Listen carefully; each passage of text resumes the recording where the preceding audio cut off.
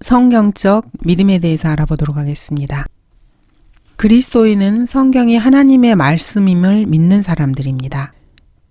주 예수 그리스도의 보혈을 통해서 거듭난 그리스도인들 가운데서 하나님께서는 신실한 사람들을 찾아서 하나님의 말씀인 성경을 가르치도록 위임하십니다.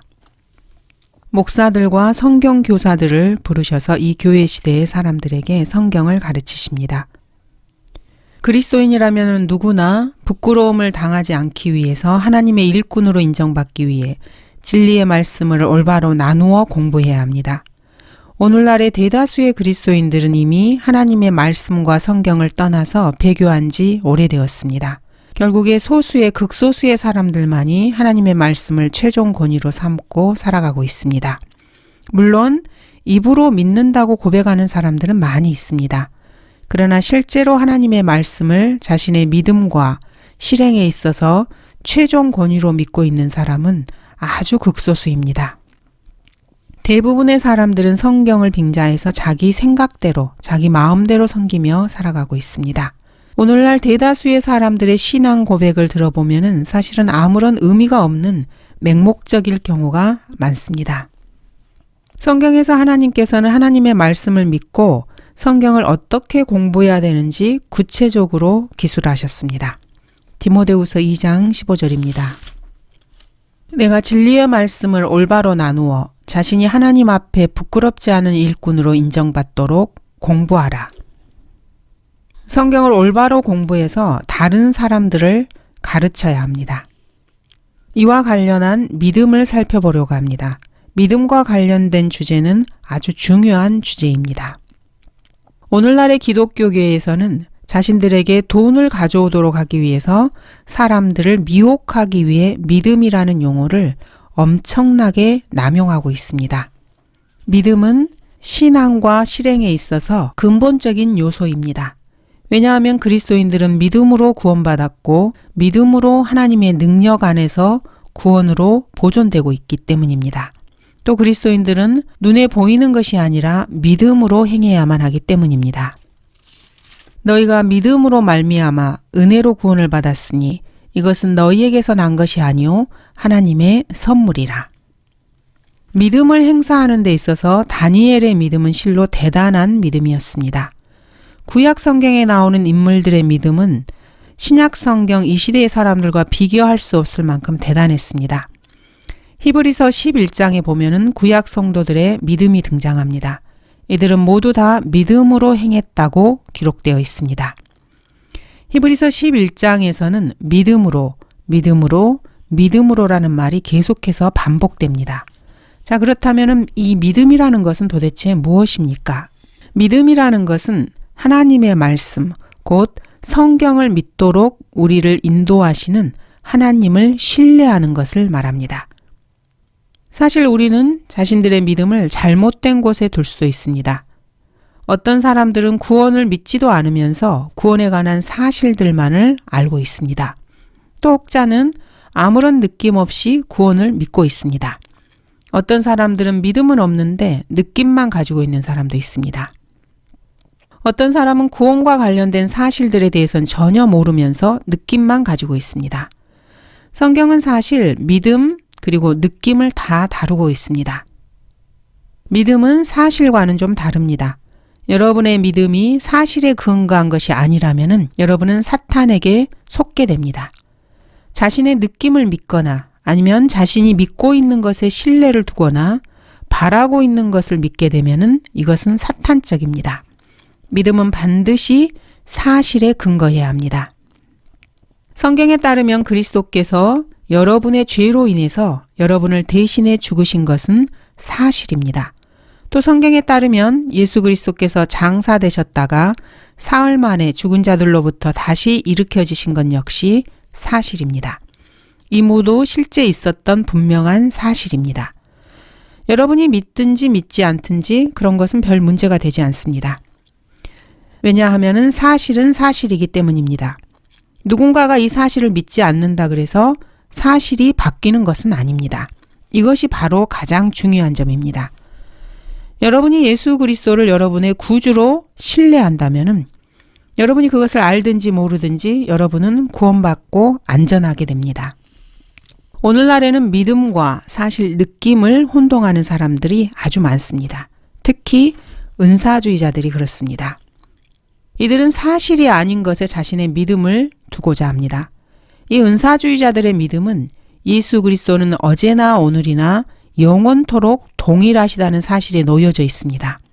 그러나 이 구절의 앞뒤 문맥 그 어디를 살펴봐도 예수님의 치유에 관한 이야기는 없습니다. 그래서 이 은사주의자들의 믿음은 잘못된 것입니다. 은사를 강조하는 자들은 믿음과 느낌을 혼동합니다. 이 사람들이 믿음이라고 생각하고 행동하는 것 대다수가 사실과는 관계가 없는 자신들의 감정일 뿐입니다. 자신들이 그렇게 될 것이라고 생각은 했지만 그렇게 되지 않은 것, 이것은 사실 근거 없는 자신들의 느낌일 뿐입니다.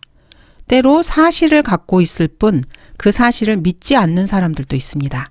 사실은 알고 있는데 사실을 믿지 않는 것입니다. 예를 들면 예수 그리스도를 자신의 구주로 영접하면은 거듭나게 되고 영생을 갖게 되며 그리스도 안에 있게 된다는 그 사실을 알고 있을 수 있습니다. 그러나 그 사람이 믿음을 잘못된 곳에 두면은 그 사람은 자기가 그리스도로부터 떨어져 나갈 수 있고 다시 거듭나서 그리스도 안으로 들어왔다가 죄를 지으면 다시 떨어져 나가며 이런 식으로 믿을 수도 있습니다. 이렇게 사실과 믿음과 느낌을 혼동하는 사람은 참으로 어리석은 사람들입니다. 사실들은 성경에 기록되어 있습니다. 믿음이라는 것은 하나님께서 성경에 말씀하신 것을 그분이 말씀하신 그대로 문맥에서 그 구절만 끄집어내지 않고 기록된 그대로 믿는 것을 말합니다. 느낌이라는 것은 우리가 주님을 위해서 살고 주님께 복종할 때 얻게 되는 만족감입니다. 따라서 믿음과 느낌을 혼동해서는 안 됩니다. 신앙이라는 것은 어떤 신조나 종교에 대한 충성, 신뢰, 충실 또는 믿는 행위라고 사전적으로 정의되어 있습니다. 그렇지만 성경에는 믿음은 바라는 것들에 대한 실상이요, 보이지 않는 것들에 대한 증거라고 정의되어 있습니다. 하나님의 말씀이 정의한 믿음이 바로 이것입니다. 믿음은 아주 쉽습니다. 의자에 앉을 때 사람들은 체중을 의자에 싣습니다. 이것이 믿음입니다. 의자가 부서지지 않을 거라고 믿는 것입니다. 의자가 자신의 무게를 지탱해 줄 것이고 부서지지 않을 것이라고 믿기 때문에 거기에 앉는 것입니다. 여러분이 의자에 앉는다는 것은 여러분이 의자를 믿고 있다는 사실을 증명하는 것입니다. 복음을 믿는다는 것은 주 예수 그리스도를 신뢰하는 그 순간 자기 자신이 단 한순간도 자신의 의를 신뢰하지 않는다는 의미입니다. 오직 주 예수 그리스도만을 신뢰하는 것입니다. 예수님께서 여러분을 붙든다는 것을 믿는다는 뜻입니다. 이것이 바로 바라는 것들에 대한 실상입니다. 누군가 자기 자신의 의를 신뢰한다면 그 사람은 그 순간에 예수 그리스도에 대한 믿음을 행사하지 못하게 됩니다. 그리스도를 믿는다는 것은 행위로 구원을 얻는 것과는 전혀 다릅니다. 사도행전 2장 38절을 보겠습니다. 베드로가 그들에게 답변하기를 회개하라. 그리고 죄들을 사함받은 것으로 인하여 너희 각자는 예수 그리스도의 이름으로 침례를 받으라. 그리하면 너희가 성령의 선물을 받으리라. 사도행전 2장 38절은 행위를 통한 구원을 얻는 방식입니다. 이것은 이스라엘에게 주어진 구절입니다. 행위로 구원을 얻을 만큼 훌륭한 채 하는 것은 믿음과는 전혀 상관이 없습니다. 지금 이 시대의 교회 시대에는 사도행전 2장 38절을 붙잡으면 지옥에 가게 됩니다. 성경을 억지로 푸는 것입니다. 그리고 그것은 불신입니다. 그의 모든 편지에서도 이런 것에 관하여 말하고 있으나 그 가운데는 깨닫기 어려운 것이 덜어 있어 무식한 자들과 경고하지 못한 자들이 다른 성경들처럼 억지로 풀다가 스스로 멸망에 이르느니라. 성경을 억지로 풀게 되면은 자신의 멸망을 자초하게 됩니다. 믿음은 바라는 것들의 실상이요 보이지 않는 것들에 대한 증거입니다. 믿음은 어린아이라도 행사할 수 있을 만큼 단순합니다. 반면에 믿음은 가장 현명하고 뛰어난 사람이라도 이해하거나 만족스럽게 설명할 수 없을 만큼 숭고합니다. 어린아이들은 매일 믿음을 행사하면서 살아가고 있습니다. 어린아이들은 아침에 일어나면 밥을 먹을 것으로 기대합니다.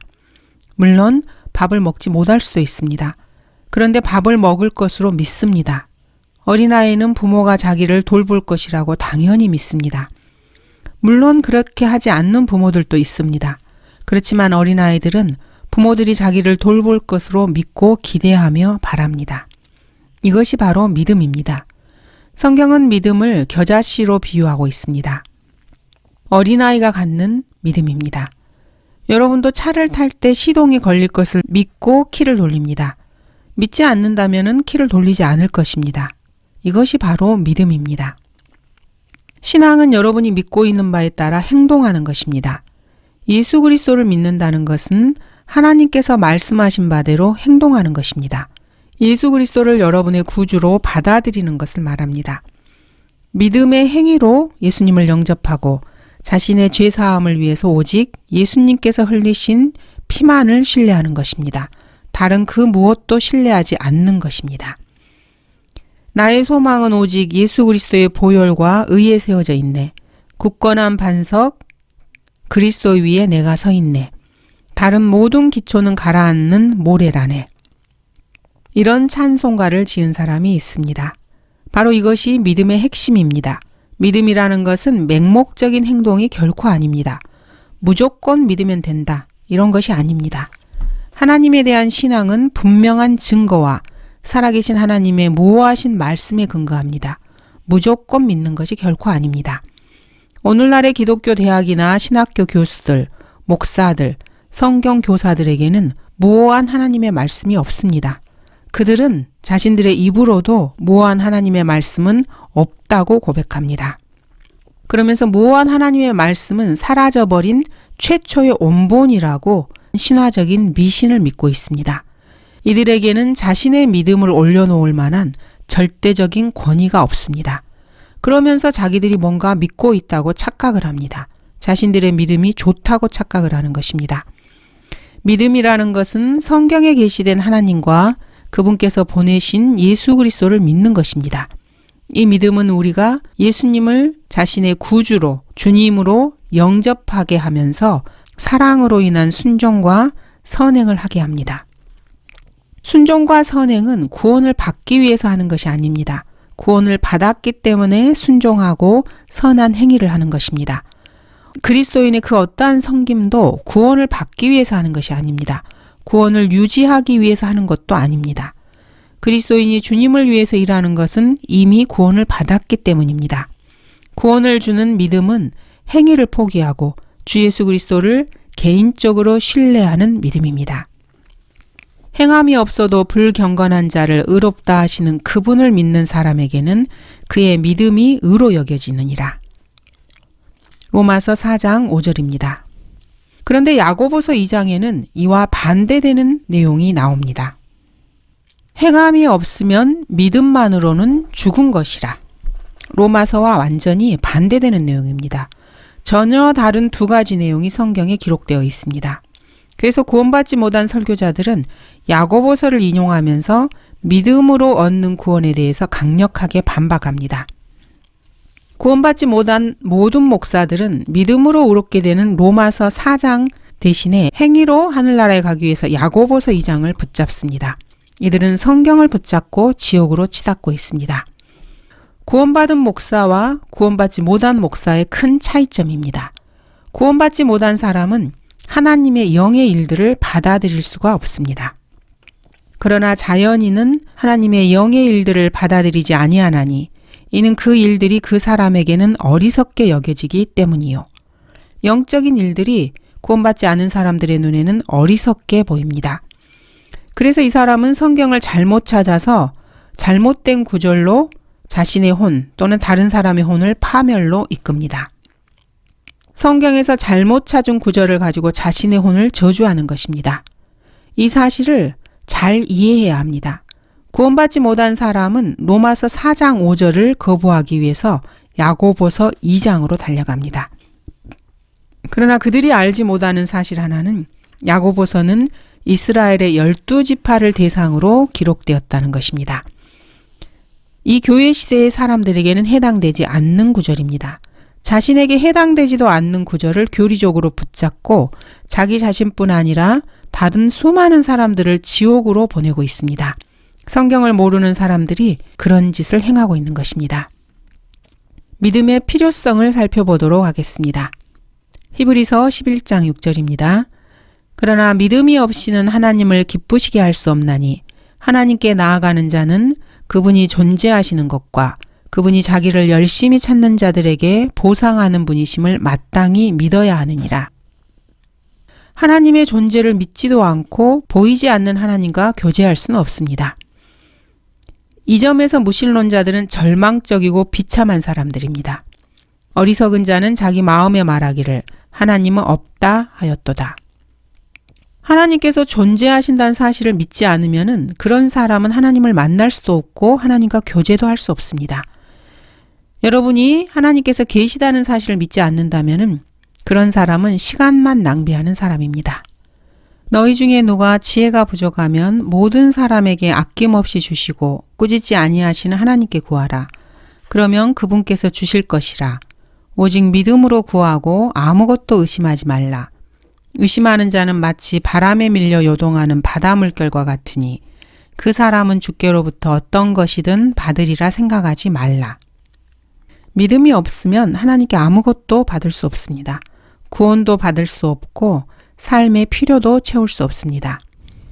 무신론자에게는 하나님에 대해서 그 어떤 것도 발견할 수 있는 희망이 없습니다. 하나님은 계실 수 없다고 하는 완전히 빗나간 착각에 근거한 잘못된 가정에서 인생을 살아가기 때문입니다. 이런 잘못된 가정에서 출발하는 사람들은 게임을 하나마나입니다. 이런 사람들은 하나님에 대해서 알 수도 없고 하나님께서도 그런 사람을 아예 다루지도 않으십니다. 정직하지 못한 회의론자가 결코 하나님을 찾을 수 없는 이유가 바로 이것입니다. 하나님에 관한 정보를 결코 찾지 못합니다. 전제가 잘못되어 있기 때문에 결과는 보나마나입니다. 너무나 당연한 논리적 귀결입니다. 하나님께서 존재하시며 하나님께서 사람에게 보상하시는 분이심을 믿어야 합니다. 이러한 신뢰를 믿음이라고 합니다. 믿음은 구원에 있어서 절대적으로 필요합니다. 너희가 믿음으로 말미암아 은혜로 구원을 받았으니 이것은 너희에게서 난 것이 아니요 하나님의 선물이라. 하나님께서는 모든 사람에게 예수 그리스도를 믿을 수 있는 충분한 믿음을 주십니다. 또 하나님께서는 모든 사람에게 하나님께서 존재하고 계시다는 사실을 믿을 수 있을 만큼의 충분한 믿음을 주십니다. 여러분이 하나님이 계시다는 사실을 믿지 않는다면 여러분은 하나님께서 여러분에게 주신 그 믿음을 거절한 것입니다. 왜냐하면 이 믿음마저도 여러분에게서 난 것이 아니고 하나님의 선물이며 행위에서 난 것이 아니기 때문에 아무도 자랑할 수가 없습니다. 이렇게 충분한 믿음을 주셨는데도 사람들은 그 믿음을 거부해버리는 것입니다. 감사합니다.